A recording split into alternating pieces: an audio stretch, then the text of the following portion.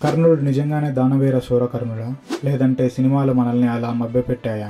మీకు మహాభారతంలో 2 సంఘటనలు చెప్తాను, దాన్ని బట్టి మీరే నిర్ణయించండి. ధర్మరాజు జూదంలో ఓడిపోయాక దుశ్శాసనుడు ద్రౌపదిని సభలోకి ఈడ్చుకుని వస్తాడు.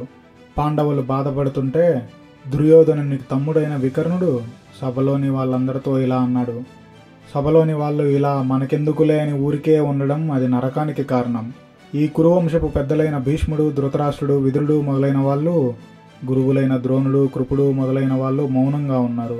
సభలో ఉన్న మిగిలిన ధర్మజ్ఞులైన ఆలోచించి చెప్పండి అంటే ఎవరూ పలకలేదు. అప్పుడు వికర్ణుడు: నేనే ఇక్కడ ధర్మ నిర్ణయం చేస్తాను, అందరూ వినండి. జూదం, వేట, మద్యపానం, అతిగా తినడం అనే 4 చెడు వ్యసనాలు. వీటిలో తగులుకున్న మనిషి ధర్మం తప్పి ప్రవర్తిస్తాడు. అలాంటి వాడి పనులు లెక్కలేకి తీసుకోకూడదు. జూదగాని చేత ఆహ్వానించబడి జూద వ్యసనంలో తగులుకొని ఓడిపోయిన ధర్మరాజు పాండవులందరికీ ఉమ్మడి సొమ్ము అయిన పాంచాలిని పందెంగా చేశాడు. అందుచేత ఆమె అధర్మం చేత జయించబడింది. ఆ సుకుమారిని ఒకే వస్త్రం ధరించి ఉన్నదాన్ని ఇక్కడికి తీసుకుని రావడం అన్యాయం అని వికర్ణుడు అంటే, ఆ మాటలను ఒప్పుకోకుండా కర్ణుడు అతనితో ఇలా అన్నాడు: ఎవ్వరూ తెలియడానికి ఇష్టపడిన ధర్మాన్ని మూఢుడా నీవెందుకు చెప్పాల్సి వచ్చింది? పెద్దవాళ్ళుండే చోట చిన్నవాడికి ఈ అధిక ప్రసంగాలెందుకు?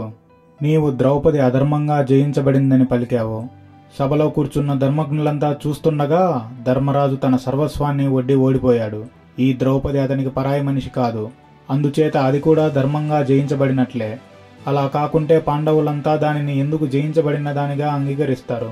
కాగా ఒకే వస్త్రాన్ని ధరించి ఉన్నదాన్ని సభకు తోడుకొని రావడం ధర్మం కాదన్నావు. భార్యకు భగవంతుడు విధించిన భర్త ఒక్కడే, ఇది పెక్కుమంది భర్తలు కలది, అందుచేత బందకి ఇలాంటి దాన్ని బట్టలు లేకుండా నగ్నంగా తెచ్చినా తప్పులేదు అని పలగ్గానే దుర్యోధనుడు అది విని దుశ్శాసుని పిలిచి, ఈ పాండవులవి, ద్రౌపదివి వస్త్రాలు లాగి తీసుకో అని ఆజ్ఞాపిస్తాడు. ఇక 2వ సంఘటన, కురుక్షేత్ర యుద్ధంలో అభిమన్యుడు పద్మవ్యూహంలోకి వెళ్ళాడు. చండ ప్రచండంగా యుద్ధం చేస్తున్నాడు. ఆయన బాణాలకు తట్టుకోలేక కర్ణుడు, నా వైపు చూడు, వీడు నన్ను చాలా బాధిస్తున్నాడు, ఇక్కడి నుంచి పారిపోవద్దు కాబట్టి ఇక్కడే ప్రాణాన్ని బిగబట్టుకొని ఉన్నాను. వీడిని ఓడించడానికి ఏదైనా మార్గం ఉంటే చెప్పమని ద్రోణుడితో అడుగుతాడు. అందుకు ద్రోణుడు, నేను కవచధారణం అనే విద్యను అర్జునునికి తెలియజేశాను. అభిమన్యుడు ఆ విద్యను తండ్రి దగ్గర నేర్చుకున్నాడు. ఆ విద్య వలన అతన్ని నొప్పించడానికి సాధ్యం కాదు. మోసం చేసి అల్లెత్రాటిని తెంచాలి, విల్లు విరవాలి, గుర్రాలను, సూతుల్ని కూల్చాలి. ఇవన్నీ ఒక్కసారిగా జరగాలి. నీ చేతనైతే ఈ పని చేయి.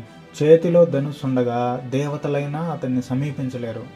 మనం అతన్ని ఎదిరించి జయించలేము అని ద్రోణుడు అనగానే కర్ణుడు భయపడినట్లు వెనక్కి వెళ్ళి ఒదిగి ఉండి అభిమన్యునికి వెనకగా వచ్చి సైనికులంతా ముందు అభిమన్యునితో పోరాడుతూ ఉంటే కర్ణుడు గొప్ప బాణం తీసుకుని అభిమన్యుడు విల్లు త్రోంచుతాడు. ద్రోణుడు గుర్రాలను, కృపుడు రథసారథిని క్షణంలో గూలుస్తారు.